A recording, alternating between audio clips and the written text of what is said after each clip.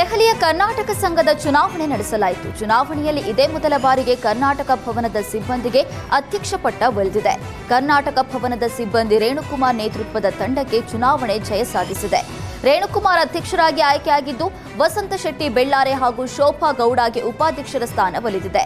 ಇನ್ನು ಖಜಾಂಚಿಯಾಗಿ ಎಂ ಆಶಲತಾ, ಪ್ರಧಾನ ಕಾರ್ಯದರ್ಶಿಯಾಗಿ ರಾಧಾಕೃಷ್ಣ, ಜಂಟಿ ಕಾರ್ಯದರ್ಶಿಯಾಗಿ ಜೆ ಸಂತೋಷ್, ಬಿಎಸ್ ಅಶ್ವಿನಿ ಆಯ್ಕೆಯಾಗಿದ್ದಾರೆ. ಸದಸ್ಯರಾಗಿ Pooja P Rao, M Shivappa, doctor Venkatachala G Hegde, doctor M BS Shashikumar, B Narayan, M Krishnappa, BK Jayashree ಹಾಗೂ ಶುಭಾ ದೇವಿ ಪ್ರಸಾದ್ಗೆ ಅವಕಾಶ ಸಿಕ್ಕಿದೆ. ಪಿಯುಸಿ ಫಲಿತಾಂಶದಲ್ಲಿ ರಾಜ್ಯಕ್ಕೆ 4ನೇ ಸ್ಥಾನ ಗಳಿಸಿ ತುಮಕೂರು ಜಿಲ್ಲೆಗೆ ಪ್ರಥಮ ಸ್ಥಾನ ಪಡೆದ ತಿಪಟೂರಿನ ಕೆಎಸ್ ರಶ್ಮಿಗೆ ಕಾಲೇಜಿನ ವತಿಯಿಂದ ಸನ್ಮಾನಿಸಿ ಗೌರವಿಸಲಾಯಿತು. ತಿಪಟೂರಿನ ಟೈಮ್ಸ್ ಪಿಯು ಕಾಲೇಜಿನಲ್ಲಿ ಓದ್ತಾ ಇದ್ದ ರಶ್ಮಿ ಉತ್ತಮ ಅಂಕ ಪಡೆದು ರಾಜ್ಯಕ್ಕೆ 4ನೇ ಸ್ಥಾನ ಗಳಿಸಿದ್ದಾಳೆ.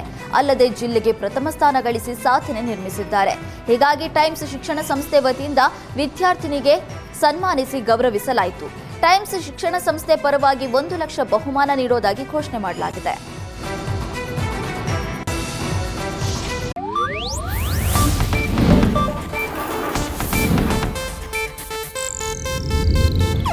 ಇದು ಏಷ್ಯಾನೆಟ್ ನ್ಯೂಸ್ ನೆಟ್ವರ್ಕ್ ಪ್ರಸ್ತುತಿ.